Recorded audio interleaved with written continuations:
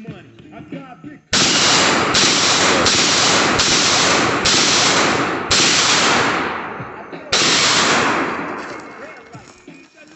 I ran off the block. Was it that nigga last week that I shot? Was it the one I beat for $5,000?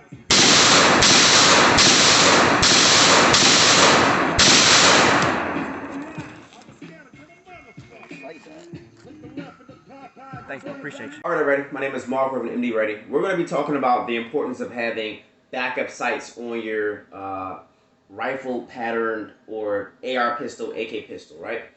So before we get into that, please make sure you guys like, share, subscribe, and comment. If you don't care about having irons or backup optics, and because you're like, you know what, red dot everything, EOTech everything, aim point over everything. Hey, listen, that's gravy. That's awesome. Do your thing. But do understand if it goes out and you have an OSHIT moment, I hope that your point of aim is going to meet your point of impact. And that you don't hit Little Susie. Because you're going to get sued, go to jail.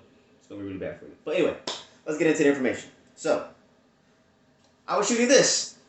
This is my Franklin Army Reformation build. It's not the actual Reformation. It is the Reformation upper on a custom built Anderson lower because that's pretty much all I use for budget lows, right?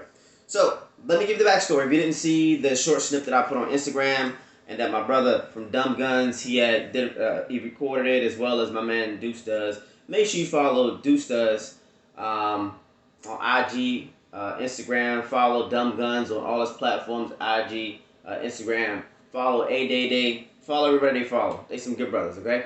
So, we were all out there shooting, having a great time, representing the DMV to the fullest. You already know, okay? So, but anyway, shooting my trusty Reformation. I love it, right? It's not an SBR. It's not an SBS. It is a firearm. Straight cut lines and grooves. And it technically meets the definition of firearm. It's at the 26 inches. So you can put a vertical grip on there. I could put a butt stop on it, but I was like, you know what? Let me kind of keep it in that kind of pistol other format, right? So, this video is not to go into the details of this gun. I've went in details of this gun in great detail in other videos. It's to talk about this and how I cannot believe that this field of stream optic fell on me. Now, this field of stream optic has been on various firearms, right? So this is not the first firearm it's been on. It's been dinged up. I abuse my guns, right? But I clean them and take care of them, but I abuse them.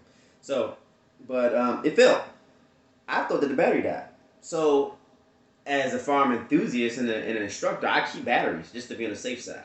But no, I put new batteries in it, 2 or 3 batteries, and it just didn't work. As you saw in the video, when it went out, I gave it a tap, looked through it, nothing was happening, and what did I do? Hit this iron sight in the front, iron sight in the rear, and I just kept going. So some people put irons on their guns for show. I actually dial my irons in. I prefer to have a 1/3 co-witness, a 1/3 witness over a true co-witness, right? Because I like to be able to on some of my rifles, mainly not rifles, on my firearms that have irons.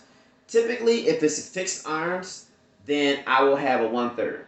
But in something like this, more than likely I'm going to have a true co-witness, and yes, I have a true co-witness for this particular one. So it doesn't matter as long as you have some type of backup. Now, do I run irons on my designated marksmanship rifle or my long range rifle? No, just have optics on it because the purpose used of that gun is completely different.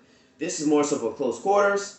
That's going to be at a distance where nobody even the long range rifle is going to be, nobody even knows that I'm in the vicinity yet, right? I'm a few hundred yards away.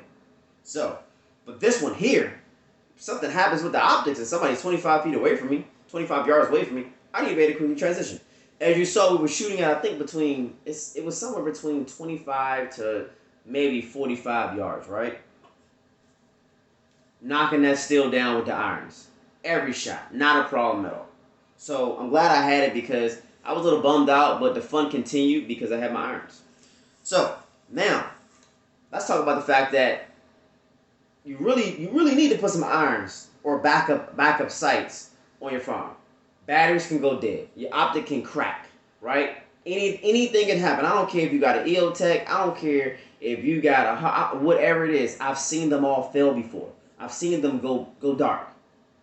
And I'm not trying to trust using my thumb as a sight to shoot anything. I want to be able to know that I can have a clear sight picture, just like shooting a pistol, and be able to hit what I want to hit.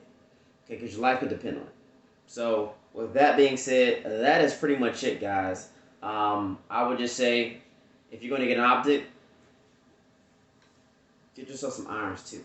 Yes, it may cost you an additional 30, 40, or 100 bucks, but it's worth it. It's worth it. It didn't stop my fun. I was able to continue to shoot. That's all I got. Please like, share, subscribe, comment, share the video, of course.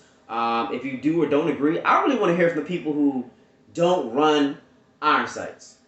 I'm not knocking those who do, because my home defense AR-9 and AR-15, they both are strictly iron sights. I don't want to have to deal or dick around with an optic.